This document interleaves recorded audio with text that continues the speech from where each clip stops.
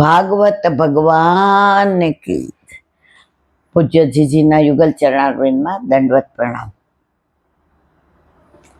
ઘણા મને એમ કે તમે આટલી બધી કેમ યાત્રાઓ કરો છો, થાકી નથી જતા? મેં તો મારામાં આ શક્તિનો સંચાર કરવા વાળો શ્યામ સુંદર બેઠો છે, વલ્લભ બેઠો છે. બીજું એક જ ધ્યેય છે કે જેટલા આવે ને એમાં જેના ઘરે ઠાકોરજી ના બિરાજતા હોય એ પુષ્ટ કરાવે અને યશોદા બની જાય, યશોદા બની જાય અને વ્રજના લાલન સેવા કરે. બાકી ઘણા એમ હવે થાકી જાવ ઇલાબેન, હવે તમારી વાત 100% સાચી, પણ આ સ્ફૂર્તિ એટલે આપે છે કે આમાં એક બિંદુ લોહીનું છે ને ત્યાં સુધી ઘરે ઘરે મંદિર બને એવું જે વલ્લભનું સ્વપ્ન હતું એ મને નિમિત્ત બનાવે છે. કરતે હો તુમ કનૈયા મેરા નામ હો રહાય, સબ આપકી કૃપા સે મેરા કામ હો રહ. બધું કરતું અકર્તું અન્યથા કરતું પ્રભુ જ કરે છે. નિમિત્ત બનાવે તો એ રાજી થાય છે. બાકી હવે 70 વર્ષે આટલી દોડાદોડ, બધાની વાત સાચી. ઘરમાં એમ કે મમ્મી થાકી જઈશ, જઈને આવું ત્યારે 2-4 દી એમ થાય બહુ, પછી પાછો એવું અંદર સ્ફૂર્તિ ભરી દે છે. એનું કારણ મને નિમિત્ત બનાવે છે. નામ સ્મરણના સ્પંદનો આપણા અનેક જન્મોના સંચિત સંસ્કારોને ધોઈ નાખે છે. પ્રભુનું નામ દ્યો એટલે ગમે એવા કર્મો હોય ધીમે ધીમે કપાઈ જાય.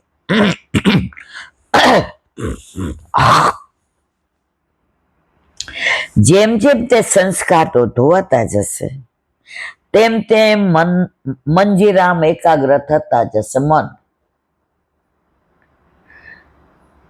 32 વર્ષ પહેલા ઠાકોરજી પધાર્યા ત્યારે આટલો ભાવ હતો, મારા હમ ખાઈને ગયો, ક્રિયા જ કરતા હતા. 6:30 પ્રભુ જાગે અને 7:30 ની 7:15 તો અનોસર, એમાંય પાછી બધું દૂધ મિશ્રિત ધરાવતા હતા શરૂઆતમાં. એ બધું ધરાવી રાજભોગનો ભાવ કરી પાછી સાડી પહેરીએ, વાળ ઓળાવીએ અને પાછી ઘડિયાળમાં જોઈએ ત્યાં ઓલો પટાવાળો ચાવી લે, બેન, એટલે તમે તરત બૂમ પાડો, ગોટી હવે જલ્દી કરજે. અને ઠાકોરજી કેવા ડાયા, કેટલા સાનુકૂળ. જો 4 તબક્કા, પ્રતિકૂળ, અનુકૂળ, સાનુકૂળ ને સસાનુકૂળ. ઠાકોરજી કેવા સસાનુકૂળ. 7:15 આપણને બહાર મોકલી દે, જા હવે તો. અને ઓલી બિપિન દવા લેવાની એટલે ચાની યારે કાંઈક થોડું લેવું પડે તો ઓલું હાઈ સોઈસ ઘણી વાર અહીં ચોટી જાય, એમ થાય ઓ બાપા. 2 જ મહિના મારવાલા એ અષાઢ મહિનામાં ઠાકોરજી પધાર્યા, આસો મહિનામાં મસ્ત રાજા રજવાડા જેવો ફ્લેટ, અને મે મહિનામાં નોકરી ગઈ એટલે છોડી દીધી મારવાલા. ઠાકોરજીને એટલી કૃપા છે, મા બાપના સંસ્કાર એવો કોઈ દી વિચારે ના આવે. મારે કહેવાનો આશય, પ્રભુ કે માં તું મને એવી વાલી છો ને કે હવે ઓફિસ નહીં, હવે મારી પાસે. ના 32 વર્ષથી કેવો આનંદ આવે છે. તો ત્યારે જે ભાવ નહોતો એ ધીમે ધીમે ભાવ કેમ વધ્યો? પ્રભુની સન્મુખતા વધતી ગઈ એમ ભાવ વધતો ગયો. વાતો કરવાથી ન વધે. ઘણા એમ કે આખો દિલાબેન માર તો ભગવત નામમાં જોઈ. એક બેન જેવા મન જોવે ને, કોઈને યાર વાતો કરતો હોય ને તો આમ કરવા માંડે, એટલે એમ કે જુઓ હું અલા ભાઈ, કોઈ મારા માટે મારા વાલા હું અળખી શું કામ થાઉં છું? આમાં મને કાંઈ ફાયદો નહીં, હું અળખી જ થાઉં છું. પણ તમારા ઘરે પ્રભુ પધારે ને પછી જે તમને આનંદ આવે છે ત્યારે મારું અળખું થયેલું હું ભૂલી જાઉં છું. પણ આમાં થોડો વખત લાગશે. તેના માટે કદાચ એક જન્મ પણ ઓછો પડે. આપણી શક્તિ ઓછી હોય અને પ્રભુ કૃપા પણ ઓછી હોય તો કદાચ જન્મમાં મનની એકાગ્રતા સિદ્ધ ન પણ થાય. માટે શ્રી મહાપ્રભુજી આજ્ઞા કરે છે કે તમે અજ્ઞાનથી પ્રભુનું નામ લો કે જ્ઞાનથી લો. ઓલું આવે છે ને, જ્ઞાન અજ્ઞાનાત અથવા જ્ઞાનાત. તમે એકાગ્રતાથી નામ સ્મરણ કરો કે વ્યગ્રતાથી કરો, પણ આપણી જીવને નામ સ્મરણ કરવાની ટેવ પડો. એક ભિખારી એક શેઠને ત્યાં ગયો હતો, ઉપર ચરુખા બેઠા હતા. ઈ કે કાંઈક ભૂખો છો 3 દિનો? ઈ કે કાંઈ નથી. ઈ કે કાંઈ સિંગ ચણા જેવું આપણને થોડું પાણી પીવા જાય? ઈ કે એ નથી. ઈ કે પાણી તો પાવ. ઈ કે ઘરમાં કોઈ નથી, કોણ નીચે ઉતરે? ઈ કે શેઠ એક વિનંતી કરું, કાંઈ નહીં તો તમારા ઘરમાંથી રજ થોડી આપો. શેઠે વિચાર કર્યો, આને ઈ કે રજમાં ક્યાં પૈસા બે? પાણી તો પાછું આપણે ભરવું પડે, નીચે ઉતરીને રજ નીચે. ઈ કે મને તારી આ વાત નો સમજાણી, કાં તે રજ માંગી? શેઠ, તમે બધાયમાં ના પાડી, નીચે ઉતરીને મુઠ્ઠી વાળીને દેવાની તમને આજે ટેવ પાડી કે ધૂળ દેવાની ટેવ, નીચે વળવાની, મુઠ્ઠી વાળવાની ટેવ પડી તો આજે ધૂળમાંથી કાલે ધાન દેવાનું મન થશે, ધાનમાંથી કાલે ધન દેવાનું મન થશે. શેઠ રાજી થઈને કે એ ઊભો રહે, ઊભો રહે. ના શેઠ, હવે કાંઈ નથી. અરે એમ નહીં, ઘરમાં ઘણું છે, જમીને જા, બેસી જા. કે શેઠ જુઓ ધૂળનો પ્રભાવ, વાંકા વળ્યા ને મુઠ્ઠી વાળી ત્યાં તો ખબર પડી કે જાસુ ત્યારે મુઠ્ઠી બંધ કરીને આવ્યા હતા જેલમાં ત્યારે, અને મુઠ્ઠી ખોલી રાખીને જાસુ. ઓલો સિકંદર ને નેપોલિયન ગયા ત્યારે મુઠ્ઠી ખોલી રાખીને ગયા કે જુઓ કાંઈ ભેગું નથી લઈ જતા. શેઠ કે તે મારી આંખો ખોલ નાખી, હવે આ આંગણેથી ક્યારેય કોઈ ભૂખ્યું નહીં જાય.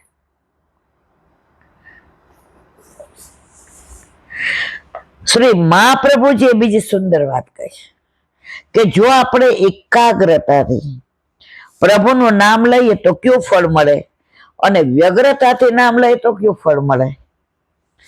એક વાત સ્પષ્ટ છે કે વ્યગ્રતાથી લીધેલું નામ નિષ્ફળ નથી જતું.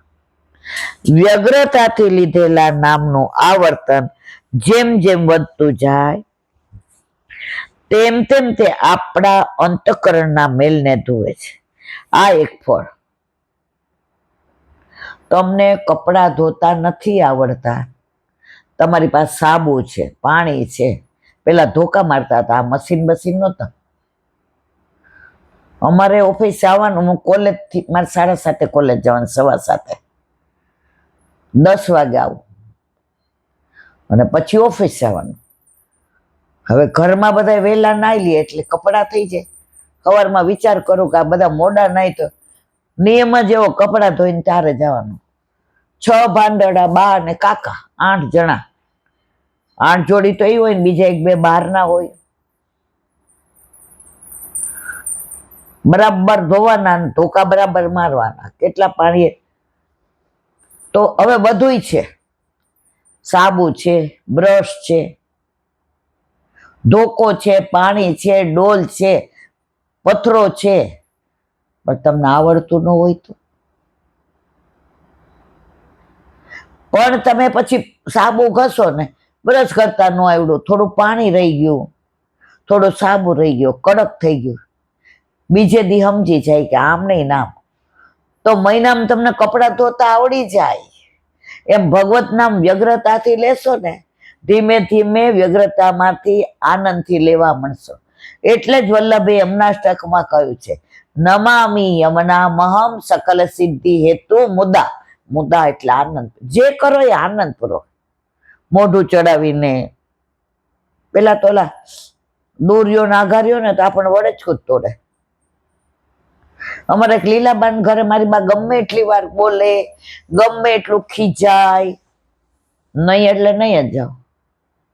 હજી ડેલી ખોલીએ, ચંપલ બાર કાઢીને આવજે, ત્યાં ડંખીએ પગ ધોઈ લેજે, પગલા પાડતી નહીં. આ તુલસીજી બરાબર એક જ વાર ગઈ હતી. મારી બાએ કેટલાય પ્રયત્ન કર્યા, મને યાદ નથી, પછી એને ઘરે ગયા.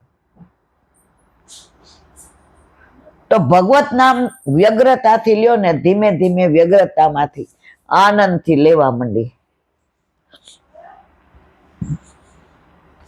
આપણી જીભ દુનિયાની નિંદા કરવાને બદલે ભગવાનની નામ લેતી થાય એ બીજું ફળ. જો વ્યગ્રતામાં લઈએ તો જીભ પંચાત નથી કરતી, લોકોના દોષ નથી જોતી, ખરાબ શબ્દોનો ઉપયોગ નથી કરતી. આ ફળ નહીં મોટું, વ્યગ્રતાથી લીધે રાખો. વ્યગ્રતાથી લીધેલું નામ કદાચ આપણા ચિત્તને આનંદ આપતું ન હોય, પરંતુ કાળને ખબર પડે કે આ માણસના મુખમાં કૃષ્ણજીનું નામ છે, પરિણામે વ્યગ્રતાથી પણ પ્રભુનું નામ લેનારને કદાપી નરકવાસ થતો નથી. તે ત્રીજું ફળ. એક આંધળા માણસને ખબર નથી સામેથી કોણ આવે, પરંતુ સામે આવતા દેખતા માણસને ખબર છે કે સામેથી એક અંધ માણસ આવે છે. ભગવાનના નામ સ્મરણનો ફાયદો કદાચ આ જીવનમાં આપણને ન સમજાય, પરંતુ કાળ જાણે છે કે કૃષ્ણજીનું નામ લે છે એટલે નામ સ્મરણ કરનારને ફરી માનવ જન્મ જ મળે છે, તેને અન્ય યોનિમાં જન્મવું પડતું નથી. એક આંધળો માણસ હતો ને, હાથમાં લાલટેન છે. ઓલા દેખતા પૂછ્યું, ઈ કે તને ક્યાં આંખે દેખાશ? તો આંખે તું લાલટેન. ઈ કે મને આંખે નથી દેખાતું, પણ સામે વાળા દેખતા નહીં. ઈ કે ભટકાય નહીં ને મારી યારે, આંખ હોય તોય ઘણા ભટકાઈ જાય, એટલે આ લાલટેન એના માટે છે. સમજી ગયા? સમજે ને વંદન, ના સમજે ને અભિનંદન. તેનો બીજો જન્મ માનવનો થાય છે. ચોથો ફાયદો, આ વાત શ્રી મહાપ્રભુજી કહી રહ્યા છે. શ્રી મહાપ્રભુજીની વાણી અનુભવની વાણી છે. તે કદાચ મિથ્યા હોઈ શકે નહીં, તે કદાપી મિથ્યા ન હોઈ શકે. બીજો જન્મ માનવનો મળતા આપણને જીવન સુધારવાની પાછી એક તક મળે. આપણે પણ હખણા ન રહીએ તો ઠાકોરજી છોડતા નથી. બોલો, પાછી તક આપે. ના તું મારો છો ને. નાના હતા ને તો ઓલા સ્કૂલમાં મૂકી જાય એટલે એકડો લખાવે. ત્યારે આવી બધું હતું, તાલુકા શાળાના, સૂચક શાળાના, પછી કોટકમાં મૂકે એટલે ઓલો એકડો ઘૂંટાવે ને પાટી ઉપર, એટલે બધાય ઘૂંટે. આપણે એકલા ઉપર ઓલા ટીચર આવે એ આપણો હાથ પકડીને આમ કરે, એટલે કરીને જાય એટલે પાછું બંધ કર. મેં કીધું તમારે હાથ હોય તો કરું ને, ખબર ન પડે. મને એમ કે એ કરાવે તો જ કરાય. પછી ઘરે આવીને મેં કીધું આપણે ભણવું નથી. તો હું તો આ ઘણા વર્ષ પછી આવેલી, અને આવ્યા પછી ભાઈ એટલે કાકા કે કાંઈ વાંધો નહીં, મારી દીકરી બહુ દેખાવડીને રૂપાડી, આપણે એને વહેલી પણ મારે ભણાવી નથી. પણ મારા એક માસીના દીકરા હતા ને, એવા બગડા, એ અમારી ભેગા રહેતા, ધંધો શીખવાયો. એ કે માં તમે ગાંડા થઈ ગયા, ભણાવી જ પડશે.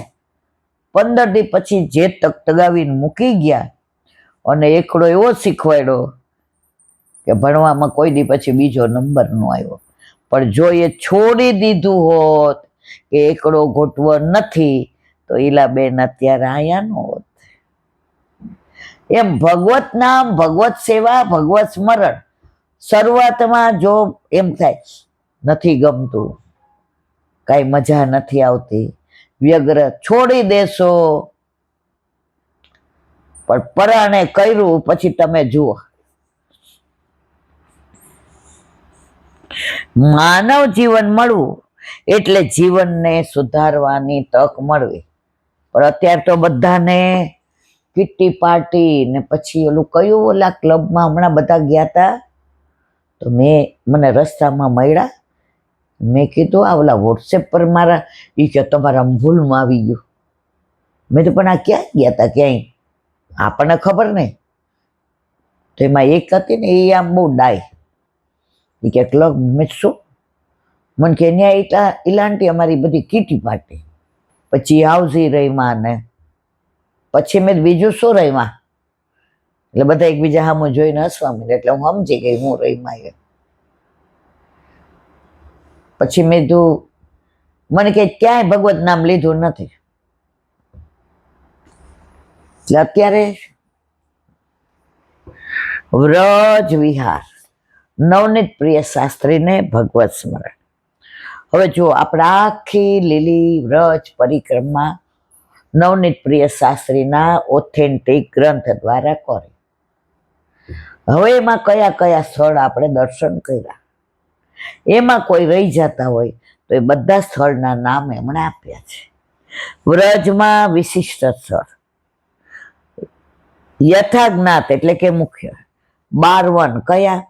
મધુવન, તાલવન, કમોદ એટલે કુમુદવન, બૌલાવન, કામવન, ખીદરવન, વૃંદાવન, ભદ્રવન, ભાંડીરવન, બેલવન, લોહવન ને માવન. 24 ઉપવન શ્રી ગોકુળ, શ્રી ગોવર્ધન, બરસાના, નંદગામ, સંકેત, પરમંદરા, અડિંગ, સેસાઈ, આપણે સેસાઈ જાય છે ને ત્યાં, માઠ, ઓલા આઈસ્ક્રીમ ત્યાં સરસ મળે એટલે ઘરનો બનાવેલો બનાવી દે. પાછા લોકો સમજે નહીં ગાયલા બેન ત્યાં આઈસ્ક્રીમ ના મારવાલા. ઊંચો ગામ, બેલવન, શ્રીકુંજ, ગંધર્વન, પરાસોલી, બિલછુવન, બચ્છવન, આદિબદ્રી, કરહલ્લા, અંજનોખર, પિયોસા, કોકિલાવન, દધીવન, કોટવન અને રાવલ. 10 સરોવર, કુસુમ સરોવર એ આપણે જોયું, ચંદ્ર સરોવર, પાન સરોવર, પ્રેમ સરોવર, નયન સરોવર જે નયન વિહારીનું મંદિર છે, યાદ આવ્યું? નારાયણ સરોવર એ આપણે જોયું છે. અત્યારે તો બહુ સરસ થઈ ગયું છે. પછી માન સરોવર, પછી રૂપ સરોવર નથી જોયું. વિમલ સરોવર આપણે ગયા હતા ને કામમાં, અને સુરત સરોવર, આ બે ના જોયા, રૂપ સરોવર અને સુરત સરોવર. તેરકૂપ, ઇન્દ્રકૂપ, કર્ણવેદકૂપ જ્યાં ઠાકોરજીના ગોકુળમાં કર્ણ કાન વિંધાતા, કૃષ્ણકૂપ, કુબ્જાકૂપ, મને લાગે કુબ્જાકૂપ ક્યાં મથુરામાં છે, ગોપકૂપ, ચંદ્રકૂપ, ત્રિવેણીકૂપ, પ્રેતકૂપ. આ જે કૃષ્ણદાસ અધિકારી જે કૂવામાં પડીને પ્રેત થયા હતા ને, એને કહેવાય પ્રેતકૂપ. ભાંડીરકૂપ જે ભાંડીરવનમાં છે, નંદકૂપ નંદગામમાં, સપ્ત સમુદ્રકૂપ એ નથી જોયું, લલિતાકૂપ અને લક્ષ્મીકૂપ. જો આમાં ઘણા બધા નથી જોયા, ઘણા બધા હવે તિરોહિતે થઈ ગયા છે. આમાંથી ઘણું બધું તિરોહિત, પણ આ વાંચીને તો આપણે ત્યાં પહોંચી જઈએ. બોલો વલ્લભાધીશ.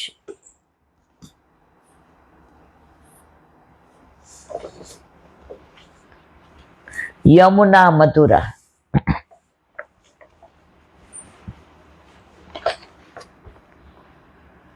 શ્રી ગોકુલનાથજી ટીકા દ્વારા કહે છે, શ્રી યમુનાજી દ્વારા રસાત્મક પુરુષોત્તમનો અનુભવ થાય. યમુનાજી વિના ઠાકોરજી એક સેકન્ડ ના રહી શકે. જો સેવામાં જારીજી ભરીએ પછી જાગે, રાજભોગમાં જારીજી ભરીએ પછી આરોગે, ઉત્થાપનમાં જારીજી ભરીએ પછી ઠાકોરજી ઉત્થાપન ભોગારોગે. વનમાંથી પધારે, વ્યારું કરવા બેઠે જારીજી જોઈએ. શેનમાંય પ્રભુને જારી. પ્રભુ યમુનાજી વિના એક પળ પણ રહી શકતા નથી. શ્રી યમુનાજી અલૌકિક રસદાતા, અને યમુનાજીને સતત કોની ચિંતા? આપણી. પેલા જ પદમાં આવે છે કે પ્રભુ આરે કિલ્લોળ કરતા હોય ને તોય વારંવાર દ્રષ્ટિ તો એની કિનારા ઉપર જ હોય કે મારો ભક્ત ક્યાંક આવીને વયો ન જાય, મન જોયા વિના, મન મળ્યા વિના. એટલે ભક્ત આવીને જેવા દર્શન કરવા આવે તો યમુનાજી દર્શન કરવા આવે, દર્શન દેવા, તો ઠાકોરજી પાછળ આવે ખેંચાઈને. તો યમુનાજીના દર્શન કરીએ એટલે પ્રભુના દર્શન થયા વિના રે નહીં.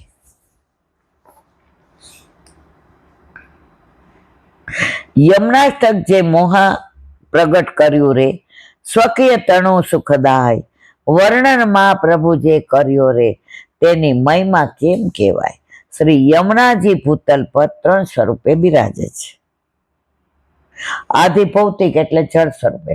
આગ્રા ને દિલ્હીના યમુનાજી જળ સ્વરૂપા છે, એમાં આપણે સ્નાન પાન નથી કરતા. આદિ દૈવિક સ્વરૂપે ભૂતલ પર અને આદિ આધ્યાત્મિક સ્વરૂપે મથુરામાં અને આદિ દૈવિક સ્વરૂપે ગોકુળમાં, ઠાકોરજીના ચતુર્પટરાણે. એટલે આપણે યમુના જળ ભરવું હોય ને તો ગોકુળમાંથી જ ભરાય અને એટલું દૂધ પધરાવાય પછી જ લેવાય. અને ગિરાજીમાં તો આજ્ઞા લઈને જે આટલો લઈએ ને તો એટલું સોનું પધરાવવું પડે.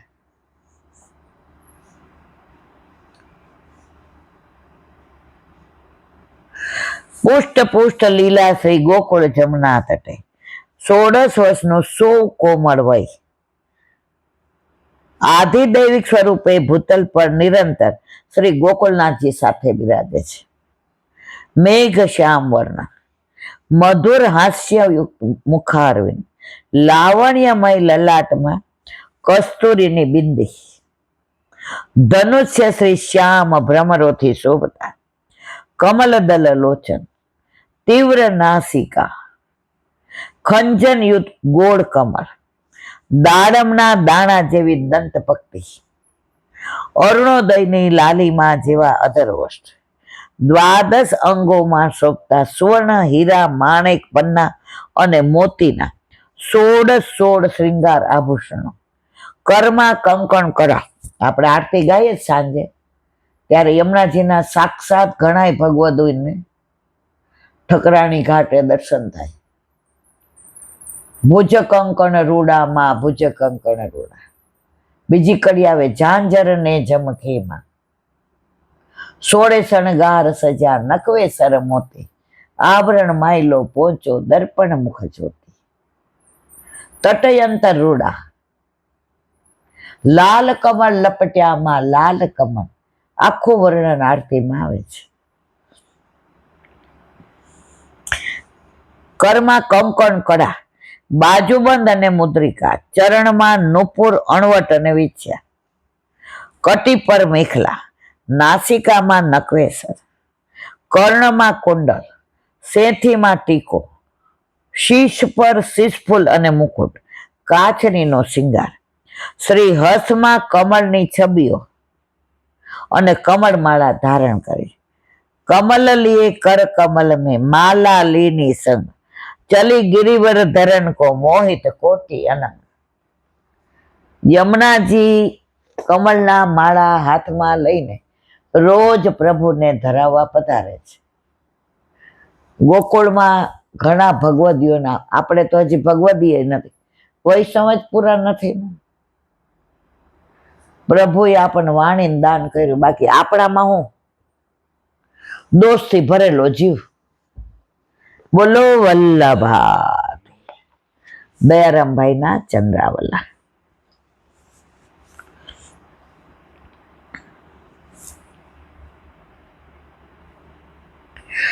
ગોપીજનોને ચીરકાળનો વિરહ સતાવે છે. જેને વિરહ અતિશય થાય ને એને ઠાકોરજી મળે.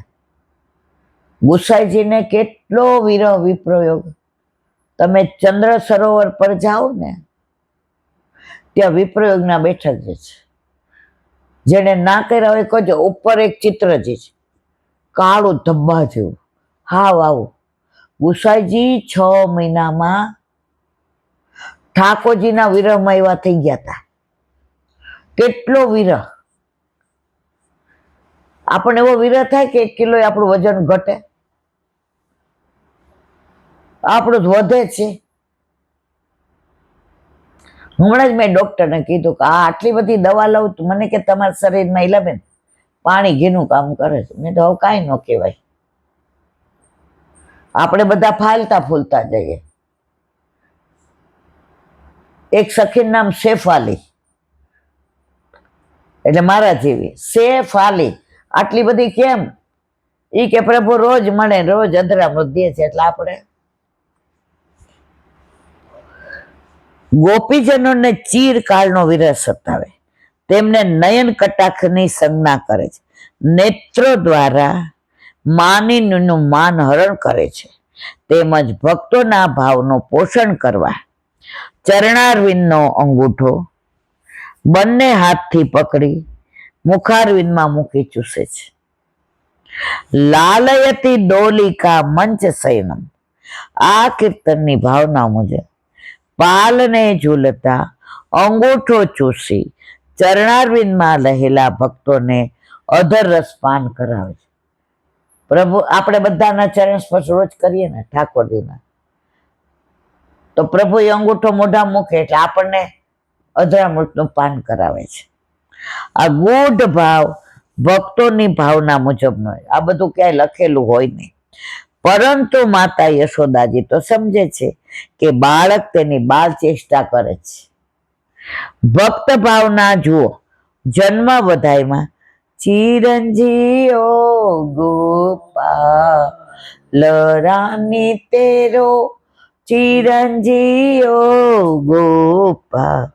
આ કીર્તનમાં યશોદાજીને ગોપીજનો કહે છે કે હે રાની યશોદા, તું તો મહાન ભાગ્યશાળી છે. આ તારો લાલ સદાના માટે ચિરંજીવ રહો. આવી રીતે બાળ ચેષ્ટાથી બાળ લીલા અને સાથે સાથ કિશોર લીલાની ભાવનાવાળાને પણ નયન કટાક્ષથી મનોરથ પૂર્ણ કરે છે. 12 દેખો તો વાલો 12 વર્ષનો, અંદર દેખો તો ઝૂલે પલના, ઝૂલે ઝૂલે રે યશોદા મૈયા તેરો લલના. પ્રભુ ક્યારે 12 વર્ષના થઈ જાય, ક્યારે બાળક થાય, બધી વિરુદ્ધ ધર્માશ્રય લીલા. આવા પ્રભુને છોડી અન્ય જગા રતી રાખે તે અમૃતને છોડીને ખારા સમુદ્રના પાણીમાં મગ્ન રહે છે.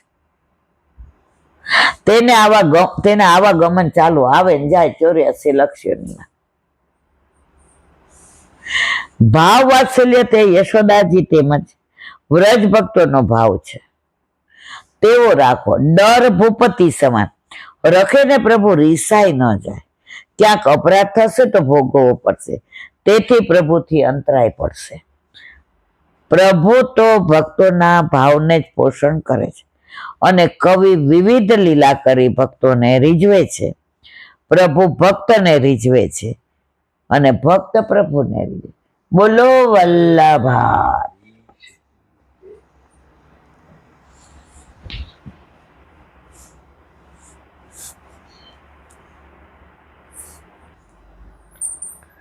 ભાગવત ભગવાન સુબોધિનીજીનું પાન. વલ્લભ કરાવે તો થાય, અને સ્પર્શ કરવો આપણા બસની વાત નથી.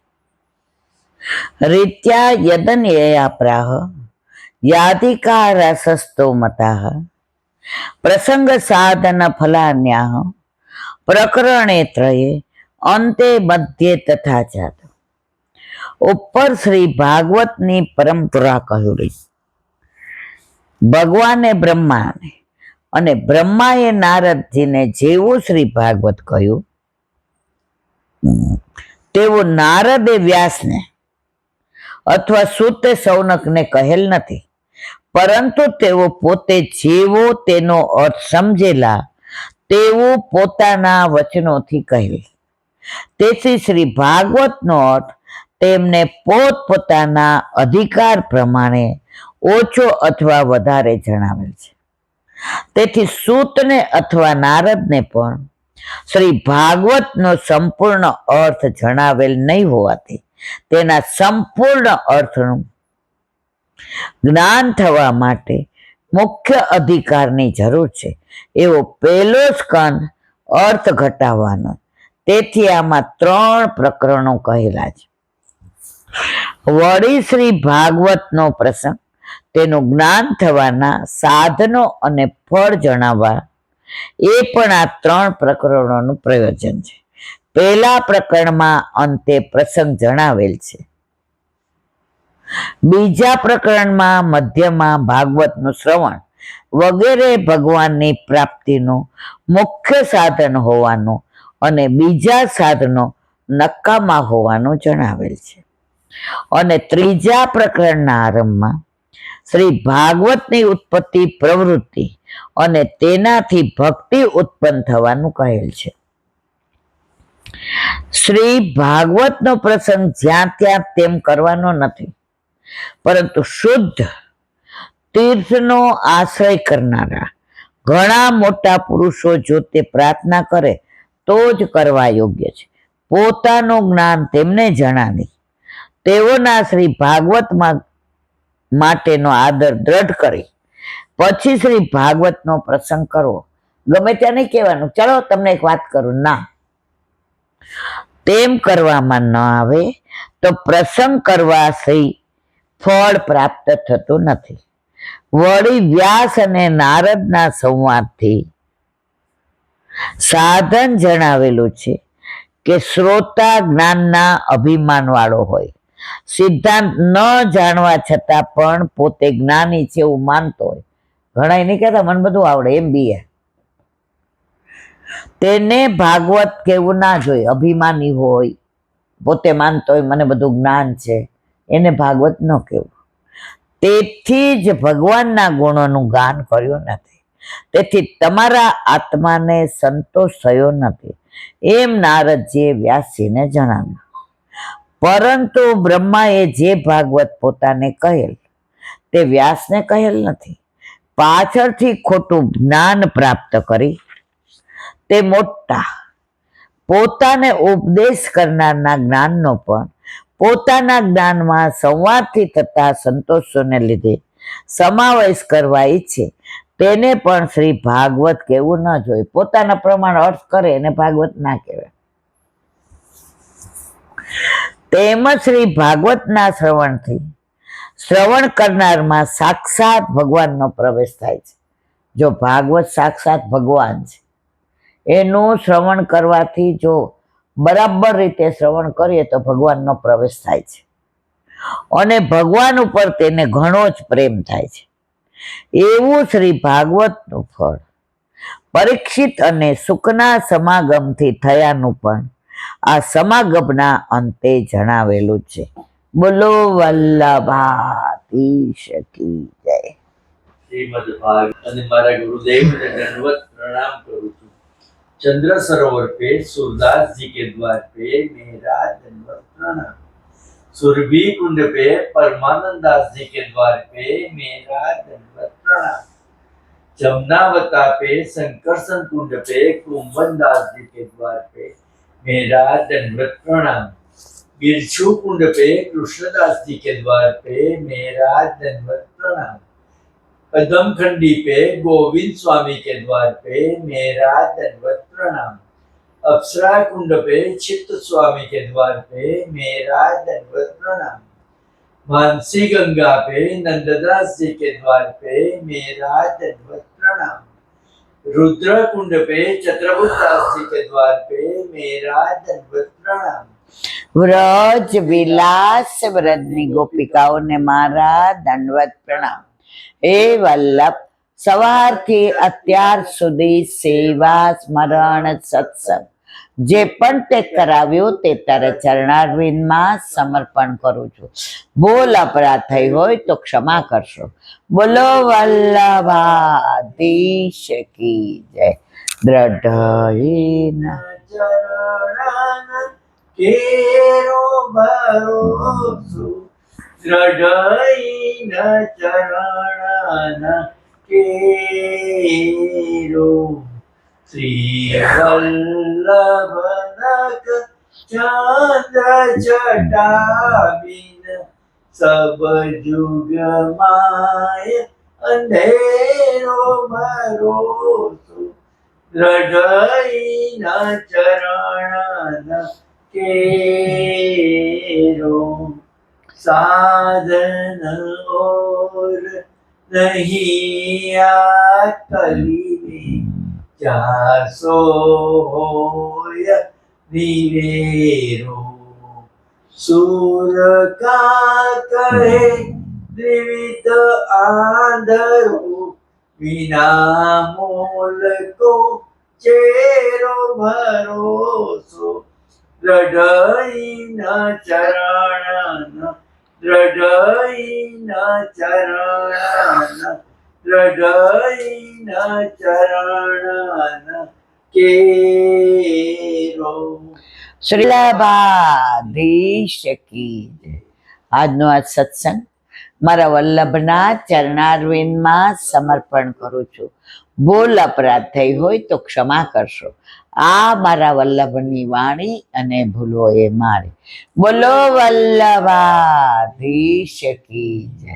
ગૌ માતા કી જય. ગૌ માતા કી જય. ગૌ માતા કી જય. બધાય વૈષ્ણવને જાજા કરીને જય શ્રી કૃષ્ણ.